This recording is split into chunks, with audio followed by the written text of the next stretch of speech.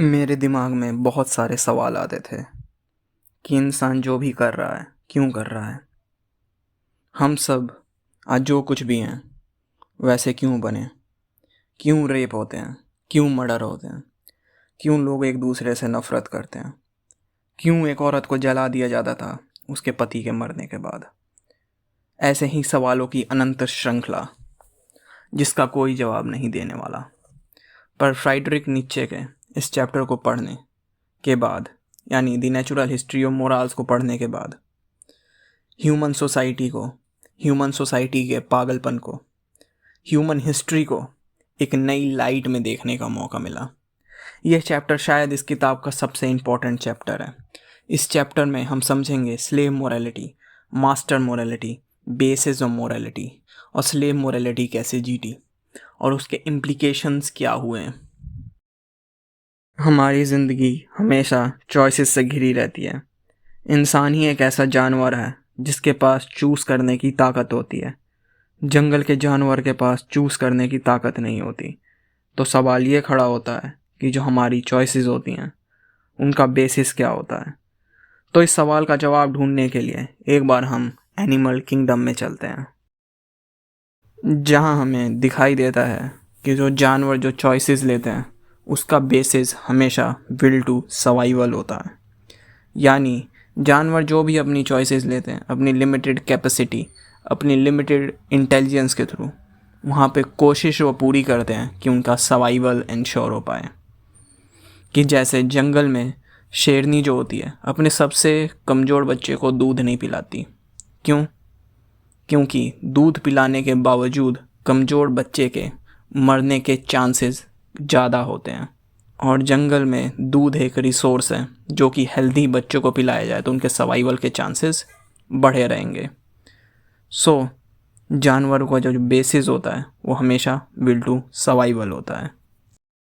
चलो अब बात करते हैं इंसानों के बारे में कि इंसान की मोरालिटी का बेस क्या होता है, या कह लो इंसान जो चॉइसेस लेता है, या कह लो जो इंसान सही और गलत कैसे डिसाइड करता है। इस सही और गलत के पीछे की अंडरलाइंग रियलिटी क्या है, चॉइसेस के पीछे की अंडरलाइंग रियलिटी क्या है। तो फ्राइडरिक नीत्शे से पहले बहुत सारे फिलोसोफर्स ने जवाब देने की कोशिश करी, और इस सवाल का जब उन्होंने जवाब दिया तो उनका जवाब था नेमिनम लादे इमानो क्वांटम पोट्स जुआ। सो इसका मतलब हुआ कि किसी को नुकसान ना पहुंचाना और दूसरों की मदद करना जितना हो सके, और यही हमारी चॉइसेस और हमारी मोरालिटी का बेसिस है। अगर तुम ऊपर ऊपर से देखोगे तो ऐसा ही लगेगा कि यह बात सच है कि हर मोरालिटी का बेसिस यही होता है कि दूसरों का नुकसान ना पहुंचाना और दूसरों की मदद करना जितना हो सके। जैसे एक एग्जांपल से समझने की कोशिश करते हैं, शेयरिंग इज़ केयरिंग, यह एक मोरल स्टेटमेंट है। इस मोरल स्टेटमेंट के बेसिस पर हम अपना डिसीजन लेते हैं। अगर तुम इस मोरल स्टेटमेंट को ऊपर ऊपर से देखोगे तो ऐसा ही लगेगा कि जैसे इस मोरल स्टेटमेंट का बेसिस यही है, यानी नेमन लादे इमानो ओनेस क्वांटम पोट्स जुआ। पर जब तुम इस स्टेटमेंट को थोड़ा डीप जाके एनालाइज करते हो तब तुम्हें रियलाइज़ होता है कि यह बात तो सर्वाइवल की है, कि इस मोरल स्टेटमेंट का जो बेसिस है वो विल टू सर्वाइवल है। कैसे? तो समझ लो आज तुमने अपने पड़ोसी के साथ खाना शेयर किया, तो हो सकता है इन फ्यूचर वो तुम्हारे साथ भी खाना शेयर करे जब तुम भूखे हो। सो तुमने भूखमरी को हरा दिया। इसलिए जैसे जैसे नेचर इन्वायरमेंट चेंज होता है वैसे वैसे सही और गलत की समझ भी बदलती चली जाती है।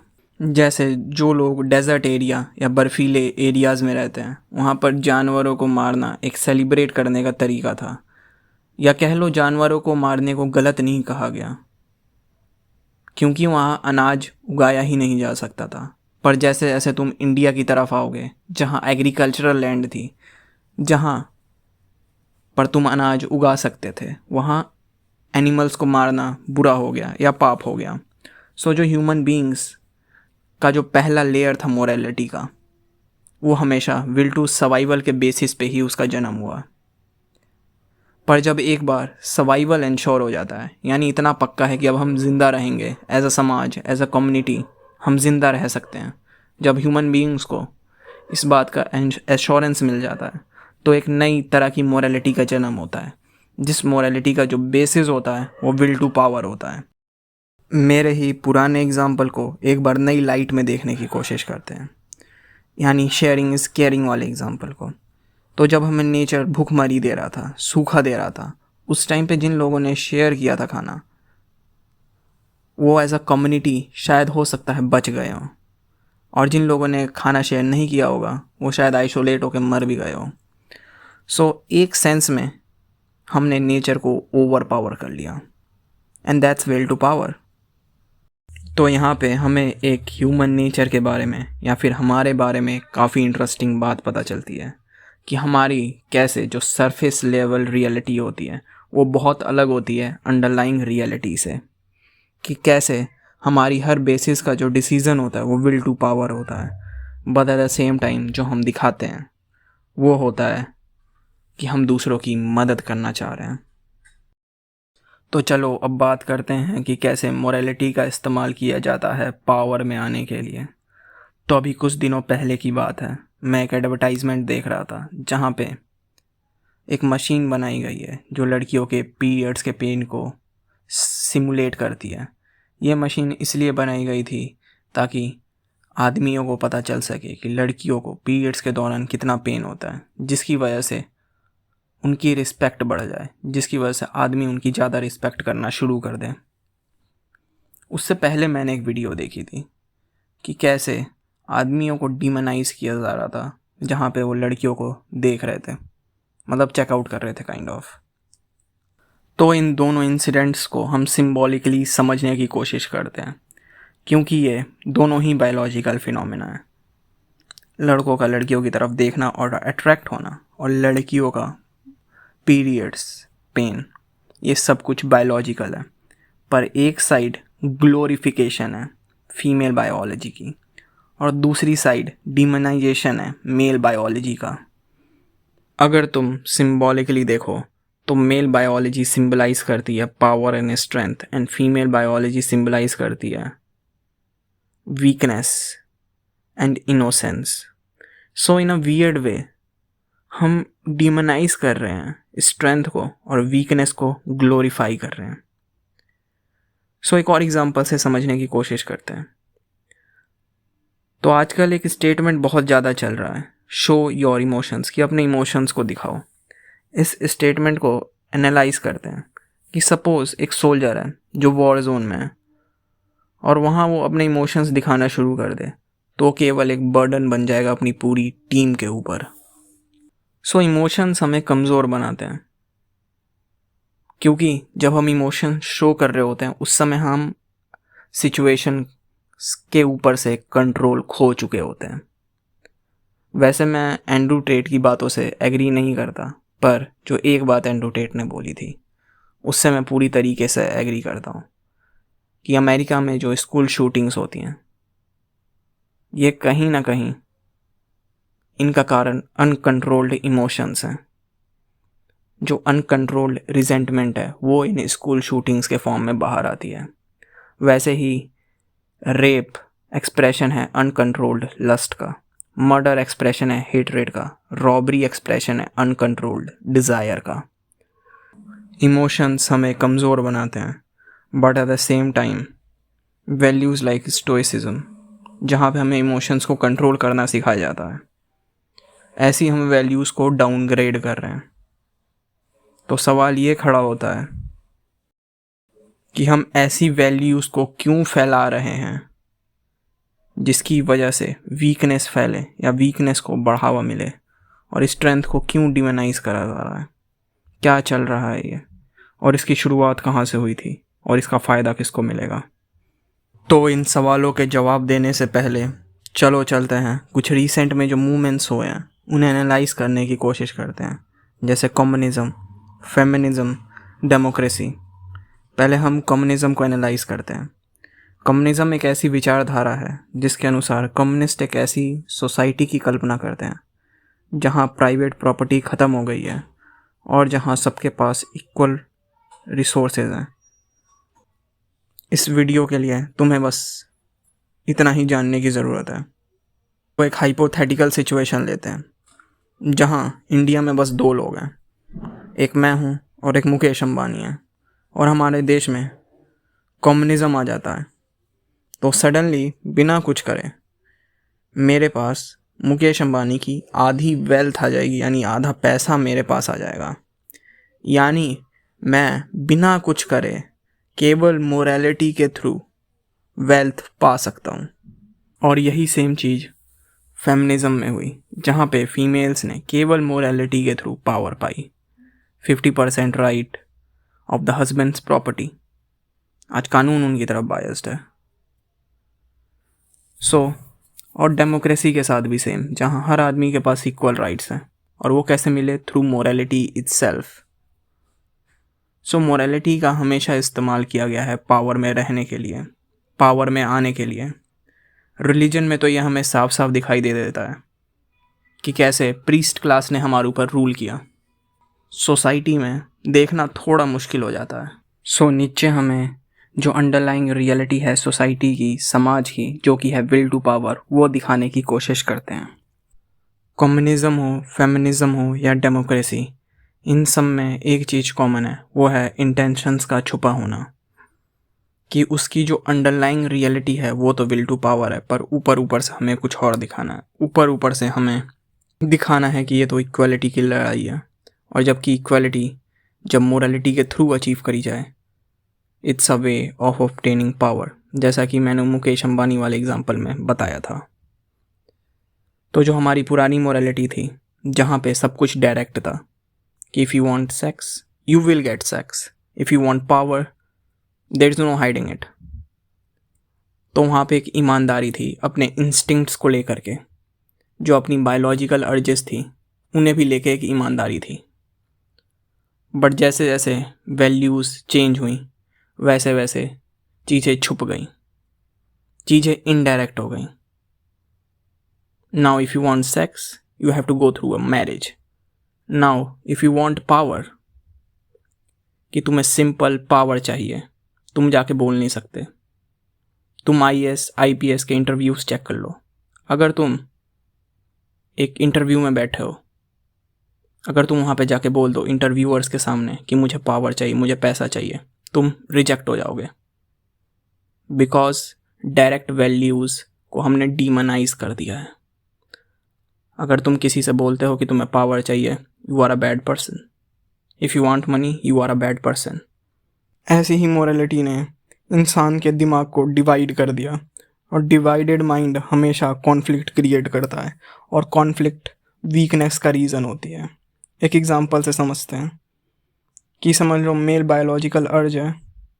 अगर तुम मेल्स की बायोलॉजी को डीमनाइज करते हो तो उससे एक कॉन्फ्लिक्टेड मैन पैदा होगा, और जो कॉन्फ्लिक्टेड मैन होगा वो वीक होगा, बिकॉज वो डिसीजंस नहीं ले पाएगा, वो हमेशा अपने आप को कोसता रहेगा। क्योंकि एक साइड उसकी बायोलॉजी कह रही है go out there, have power, have sex, have money, but दूसरी साइड समाज है जो उससे कह रहा है नहीं नहीं नहीं, ये सारी चीज़ें गंदी बात, गलत बात, सब कुछ गलत है, ये जो भी तुम कर रहे हो सब गलत है। और इस कॉन्फ्लिक्टेड मैन ने जिस मोरालिटी का जन्म दिया, उसका एग्जाम्पल हम आज साफ साफ देख सकते हैं कि जैसे हमारा जो सबसे बड़ा आइडियल है वो होता है ब्रह्मचारी का, but at the same time हमारा पूरा समाज सेक्सुअल सिंबॉलिज्म से भरा हुआ है। कांस्टेंट मूवीज तुम्हें वो बता रही हैं, तुम पोस्टर्स देखते हो वही दिखाई देता है। यहाँ पे तुम देख पा रहे हो कि एक कॉन्फ्लिक्टेड माइंड ने जिस समाज का जन्म दिया, उसी समाज में हम इस समय जी रहे हैं।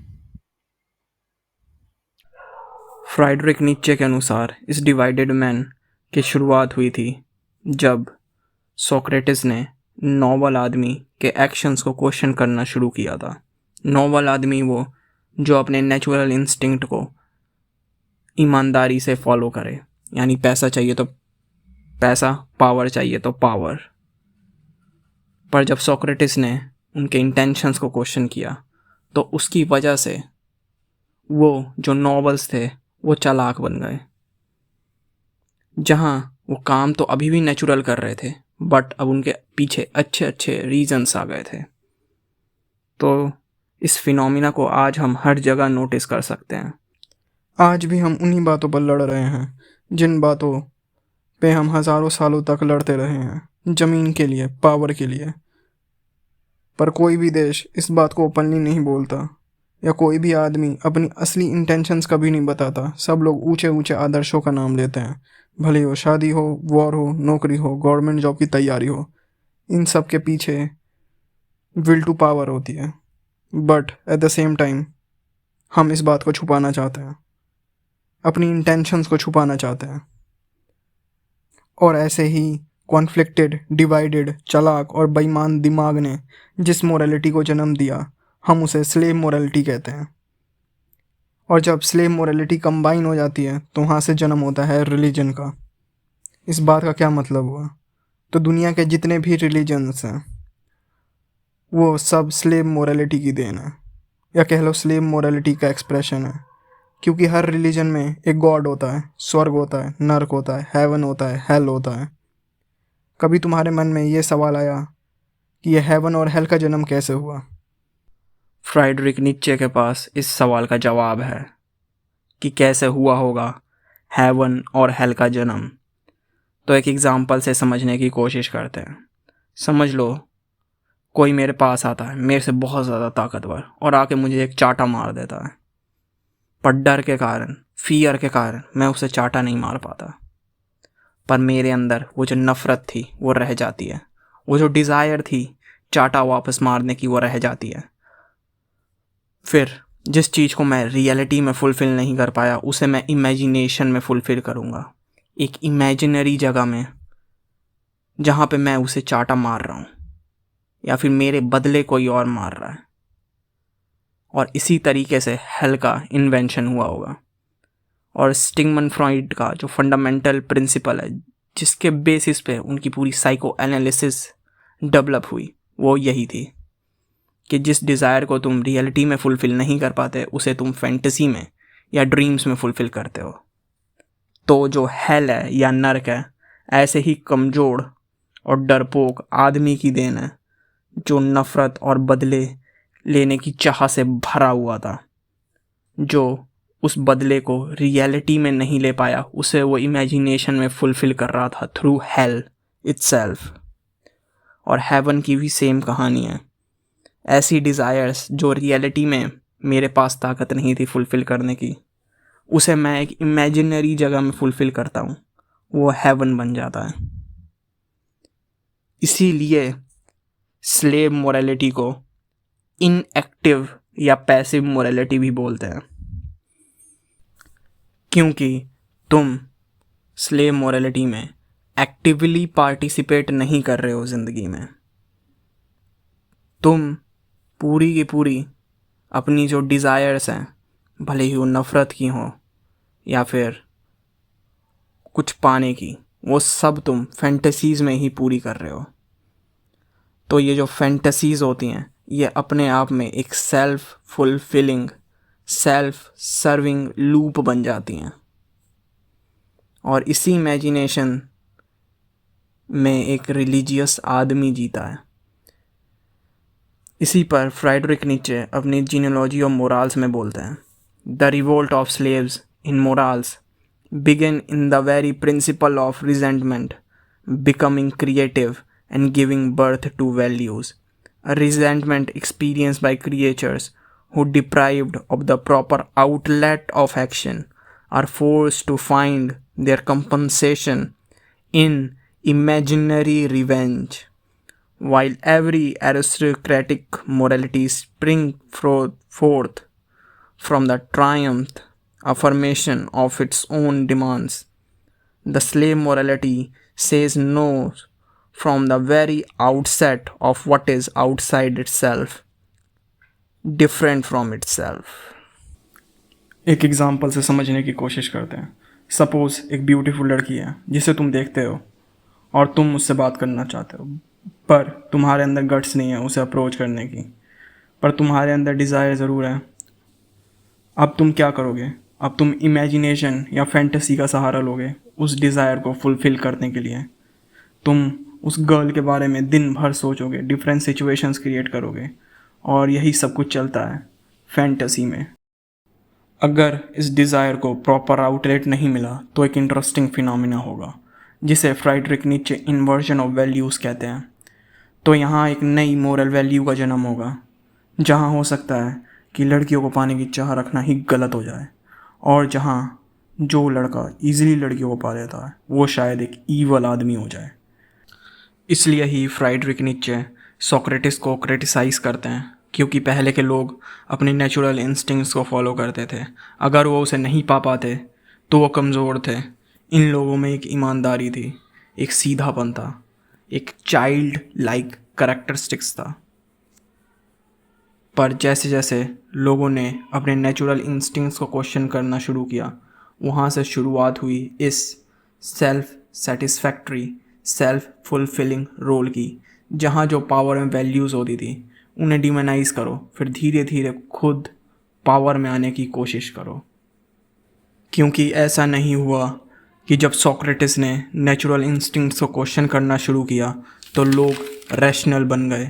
लोग उसकी वजह से, उस क्वेश्चनिंग की वजह से चालाक बन गए, पाखंडी बन गए और क्लेवर बन गए।